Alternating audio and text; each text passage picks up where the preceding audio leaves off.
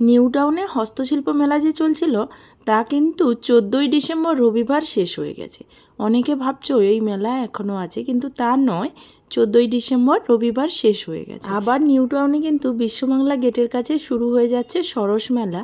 19 তারিখ থেকে স্টার্ট হচ্ছে, চলবে 5ই জানুয়ারি পর্যন্ত। মেলার টাইমিং 12 PM থেকে 9 PM পর্যন্ত।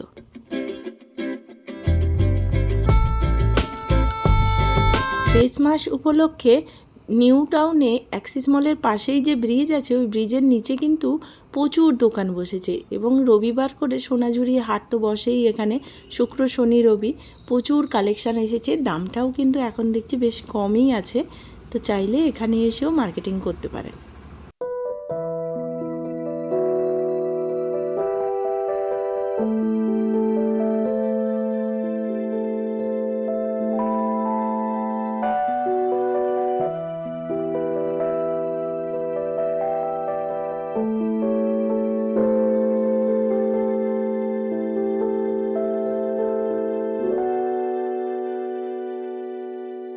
রবিবার যেহেতু হস্তশিল্প মেলার শেষ দিন ছিল, আমরা শনিবার গিয়েছিলাম হস্তশিল্প মেলায় কিছু জিনিস কেনার জন্য।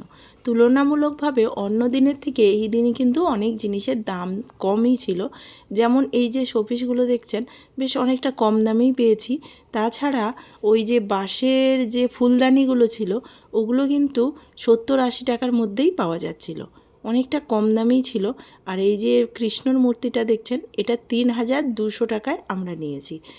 আমরা প্রায় শুনতাম ভাঙা মেলায় জিনিসের দাম কম হয়, সত্যিই দেখলাম ভাঙা মেলায় জিনিসের দাম কম হচ্ছিল, কারণ যেসব জিনিসগুলো ওনারা চাইছিল না আর রিটার্ন নিয়ে বাড়ি যাবে, সেগুলো কিন্তু বেশ মোটামুটি কম দামেই দিচ্ছিল।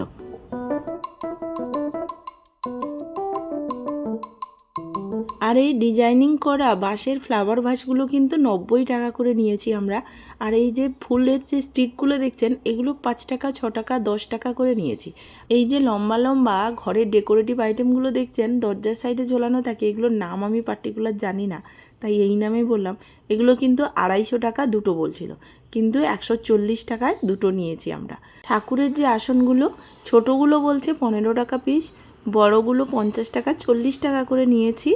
আর মিডিয়ামগুলো নিয়েছি 20 টাকা করে পিস। বেশ কম দামেই পেয়েছি আমার মনে হচ্ছে, জানি না কেমন কি হলো।